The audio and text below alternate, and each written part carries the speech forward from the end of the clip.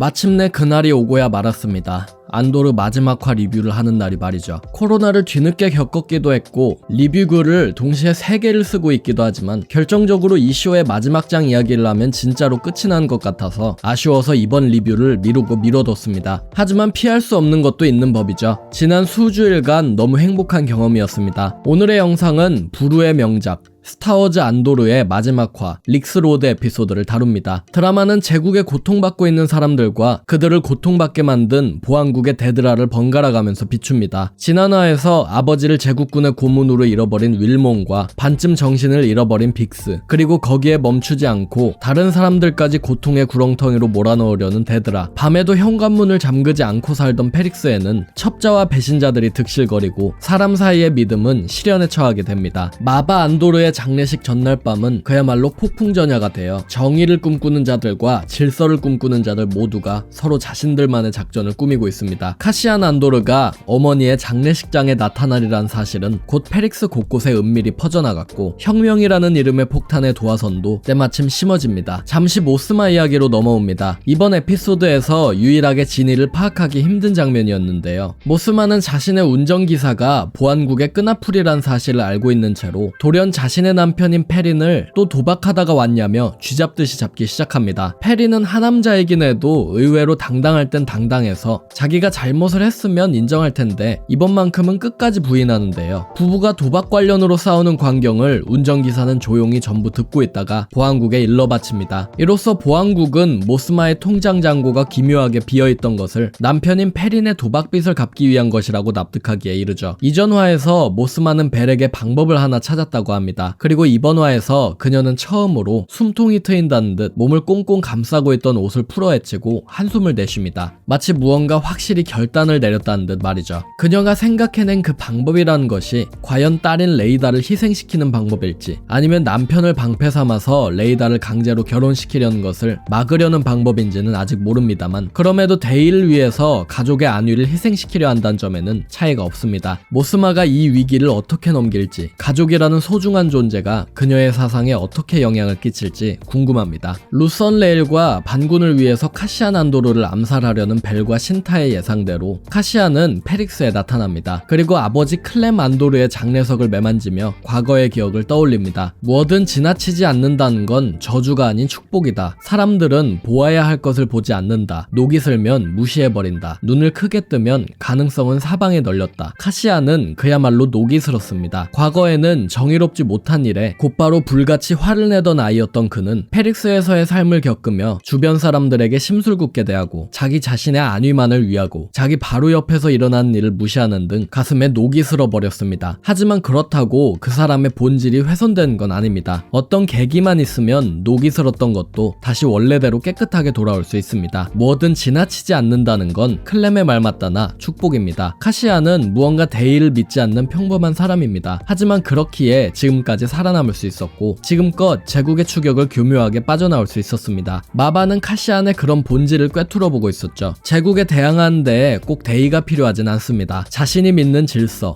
정의, 혹은 사랑을 위해 움직이더라도 제국에 저항할 수가 있습니다. 카시안은 지난 1시즌 내내 겪은 일들과 아버지의 말을 떠올리면서 그러한 사실을 서서히 받아들이기 시작합니다. 그 사실을 알게 된 카시안은 곧장 빅스에게 향하지만 빅스는 이미 카시안과 가깝다는 이유로 제국군에게 체포되어 고문을 받고 있었습니다. 어머니를 이해한다는 말을 이제 와서 전해줄 순 없지만 빅스는 아직 살아있습니다. 카시안은 후회할 일이 또 생기기 전에 어서 빅스를 구하려 합니다. 그리고 다음 장면은 아마 스타워즈 프랜차이즈에서 가장 가슴을 울리는 장면을 보여줍니다. 바로 네믹이 썼던 선언문이 재생된 것입니다. 개인적으로 이 장면만 벌써 수십 번째 돌려보고 있는 것 같고 이 한 장면만으로도 몇 시간이고 떠들 수 있을 것 같은데요. 네믹의 정신은 다음과 같이 말합니다. 일단 해봐라. 스타워즈 프랜차이즈의 길이 남는 요다의 명대사 중에는 하거나 말거나 일단 해본다는 건 없다라는 말이 있죠. 네믹은 요다의 저 대사와 정확히 반대되는 말을 합니다. 일단 해봐라. 안도르에 나오는 사람들은 루크 스카이워커 스카이워커가 아닙니다. 그들은 총 한 발에 수십 년의 인생이 사라지고 사랑하는 사람을 잃고 가족과 떨어지는 아주 연약한 사람들입니다. 그들에게 삶이란 예측 불허하고 아주 깨지기 쉬운 것입니다. 그렇기에 앞서 말했듯 무언가 사상이나 대의를 믿은 채로 죽을 때까지 행동할 필요는 없습니다. 중요한 건 일단 해보는 겁니다. 루크로 대변되는 제다의 기사는 포스와 힘이 있고 하나의 등불로서 사람들을 이끄는 아이콘입니다. 그만큼 짊어질 짐의 무게 자체가 다르고 책임감도 다릅니다. 제다이의 길을 걷기로 한 결정에는 아주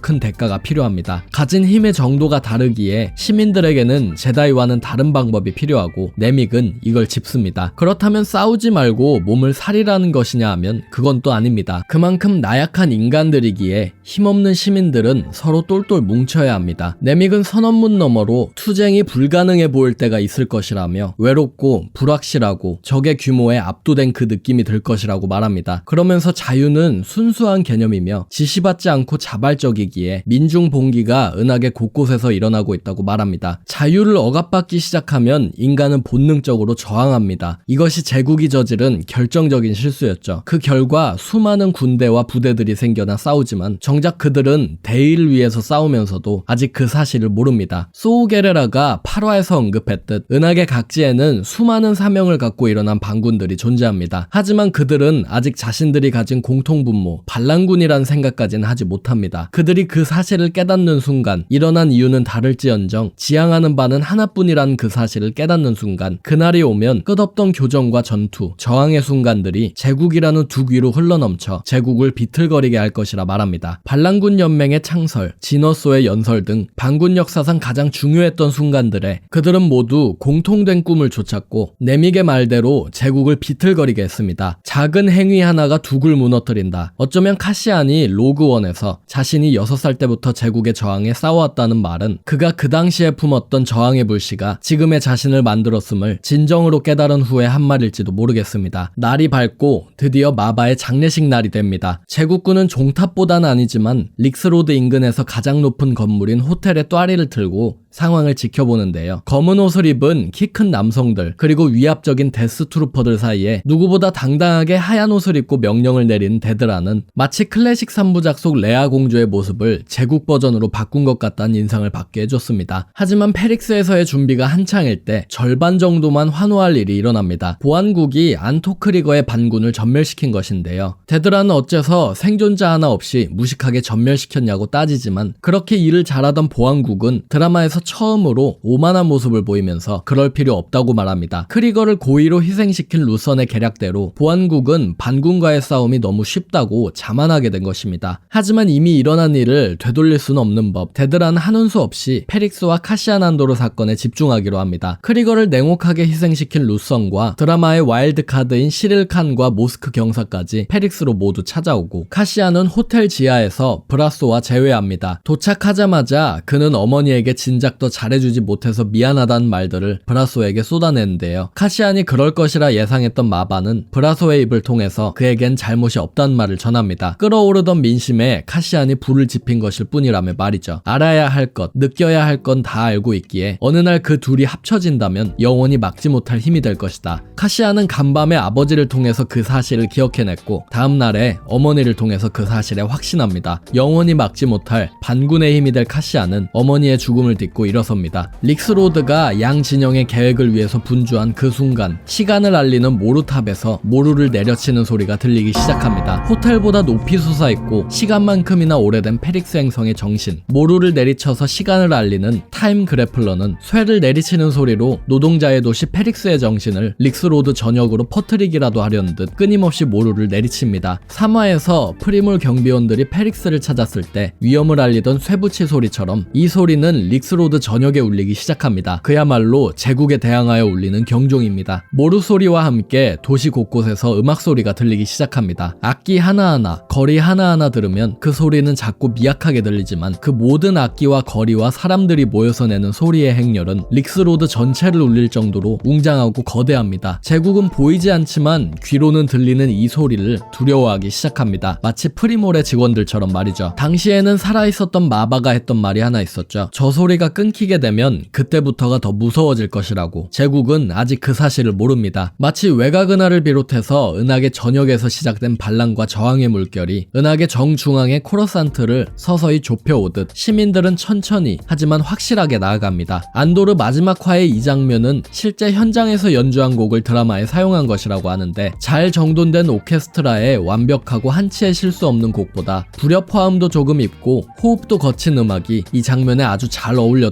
것 같습니다. 그리고 그런 악단 속에서 걸어나오는 브라소와 비, 브라소가 들고 있는 저 마바의 장례석은 드라마 안도르와 그 마지막 화를 통틀어서 아주 중요한 요소이기 때문에 나중에 추가로 영상을 만들어서 이야기를 해보겠습니다. 악기를 든 평화로운 시민들이 뭐가 무서운지 방패와 갑옷으로 중무장하고 길을 막아선 제국군의 대비가 저는 정말로 너무 마음에 들었습니다. 시민들은 악기만 들고 있을 뿐이지만 결연하고 제국은 모든 장비를 갖고 있음에도 겁에 질린 표정입니다. 장례식의 한창인 시점에 카시아는 호텔로 들어가서 빅스를 구해내고 밖에서는 마바의 홀로그램 유언이 재생됩니다. 마바는 장례식에 갈 때마다 고인들이 진실을 통해서 자신을 독려하던 기억을 말합니다. 진실과 솔직함의 힘은 강합니다. 시릴칸, 데드라미로, 루선 레일, 벨과 신타, 그리고 페릭스의 모든 사람들은 마바의 이야기를 귀담아 듣습니다. 시민들이 나아가고 페릭스가 지속되길 원하기에 마바는 그들에게 조언을 합니다. 서로가 있고 페릭스가 있는 한 사람들은 제국이 뭘 하건 자신들을 내버려둔다면 무시하기로 해왔습니다. 그렇게 눈을 감고 있었던 결과, 불편한 진실을 외면해온 결과 치유될 수 없는 상처를 그대로 방치하고 말았다며 말이죠. 마바의 연설 장면은 그 자체로도 아주 멋진 장면이었지만 그 연설을 듣는 루선 레일의 리액션 덕분에 더 금상첨화가 된 장면이기도 했습니다. 루선은 적뿐 아니라 아군까지 속이고 거짓말하고 희생시키면서 여기까지 어렵게 나아간 사람입니다. 하지만 마바 안도르는 루선 본인보다 노쇠한 주제에 진실된 말 한마디로 릭스로드의 수많은 사람들을 감명받게 하고 움직이게 만들었습니다. 자기 자신의 생존, 치밀한 계획도 중요하지만 가장 중요한 건 진실됨입니다. 잘못된 것을 고발할 수 있고 사람들을 한데 뭉칠 수 있게 하는 진실된 말이죠. 루서는 그 아이러니함과 약간의 후회감일지도 모를 감정을 느끼는지 의미심장한 표정을 지으면서 조용히 마바의 말을 듣습니다. 나는 다시 태어난다면 더 일찍 태어나 이 나쁜 놈들과 기꺼이 싸우겠다. 제국에 맞서 싸우라는 말에 제국군은 알아서 겁먹고는 금방이라도 불이 붙을 장작에 석유를 들이붓습니다. 성스럽기까지 한 이 오래된 전통, 모든 사람들에게 사랑받은 고인이 마지막으로 하는 말을 그만하라고 한 것이죠. 그 겁에 질린 몸부림은 시민들이 분노하게 만들기 충분했습니다. 브라소는 마바 안도르의 뼈를 갈아 만든 장례석으로 문자 그대로 제국군의 뚝배기를 깨버립니다. 죽은 뒤에도 제국에 타도하는 무기가 되어서 한 방 크게 날린 마바, 정말로 통쾌한 장면이었습니다. 하지만 그 다음 장면들은 썩 유쾌하진 않았습니다. 제국은 방패와 진압봉으로 시민들을 죽을 때까지 내려치기 시작합니다. 한국의 근현대사가 떠오르는 잔혹한 장면이었기에 하나둘 힘없이 쓰러지는 카시안의 친구들과 페릭스 시민들을 보면서 참담하다는 생각 말고는 들지가 않았습니다. 방아쇠 한번 당김으로써 1화부터 얼굴을 알았던 사람들의 삶이 아무것도 아닌 것이 되어버리는 광경, 자욱한 하얀 연기 속에서 들리는 소리는 총을 발사하는 소리와 사람들의 비명이 전부입니다. 하지만 정말로 불행 중 다행으로 카시안이 아끼고 사랑하는 사람들은 목숨을 구할 수 있었습니다. 드라마와는 별개로 이 장면에서 딱 한 가지 아쉬웠던 점이 있었는데 바로 데스트루퍼들이었습니다. 육군병과 스톰트루퍼들의 빌드업을 하도 잘해서 이들도 연출상으로 무언가를 보여줄 줄 알았는데 딱히 그런 모습은 없었기에 조금 아쉬웠습니다. 아무튼 그와 함께 가장 당혹스러운 장면도 등장했습니다. 시민들에게 붙잡혀 죽을 뻔한 데드라를 시릴칸이 구해준 것인데, 위험한 상황에 목숨을 구해주긴 했는데